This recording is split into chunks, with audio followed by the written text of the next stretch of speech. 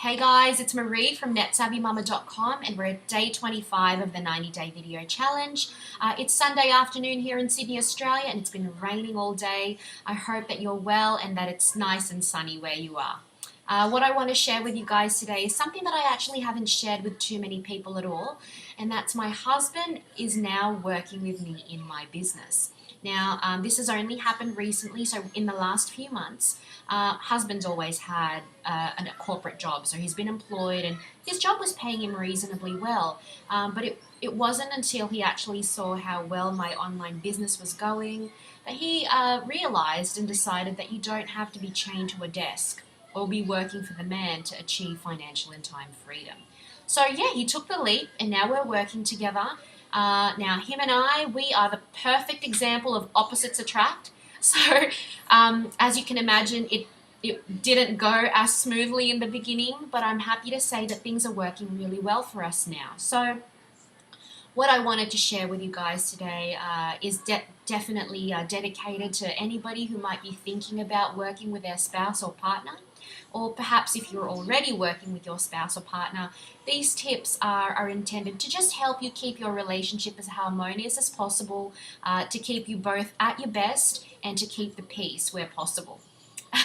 So the first thing I want to share with you guys today is something that's really worked for me, and that's to keep your personal relationship and your business partnership as separate as possible. Now, that is not easy to do. I'm very passionate about the business and so is he. So it was really difficult at first to say, hey, we're not talking about business anymore from here for the next few hours or however long.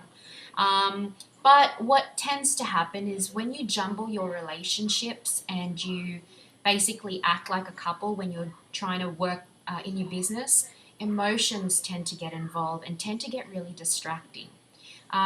Whilst you're trying to be constructive and you're trying to be strategic, if emotions are involved, it's really difficult when you have to worry about what they're thinking and how they're feeling, whether they'll get hurt. So you have to watch what you say and how you say things.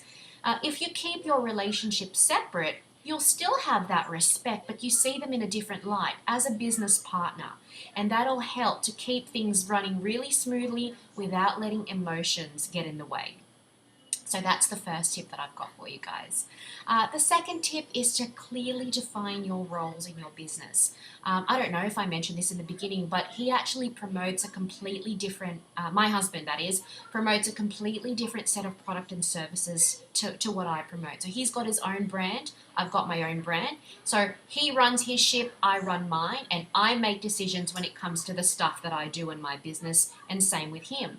That really helps us because if you're working on something and you have differing opinions, arguments are bound to take place, and that will tend to delay things when it comes to implementation.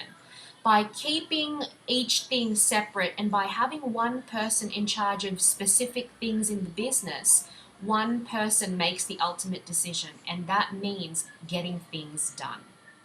The third tip I have for you guys today is to write down and set your goals together. By doing that, it's easier to remember that you're both working towards a common goal, especially when you are disagreeing about something. See, in the case of me and my husband, even though we're running our own little businesses, we're running this business in one umbrella, and there are going to be times when you have matters that overlap. Remembering that we've got one common goal makes it really easy for us to trust each other and to let things go even when we disagree. So anyway, those are my 3 tips, guys, that have worked really well for myself and my husband. I hope that they serve you, if it's applicable to you, and that it helps anyway. Until tomorrow's video, thank you so much for watching. I hope this has served you. Bye.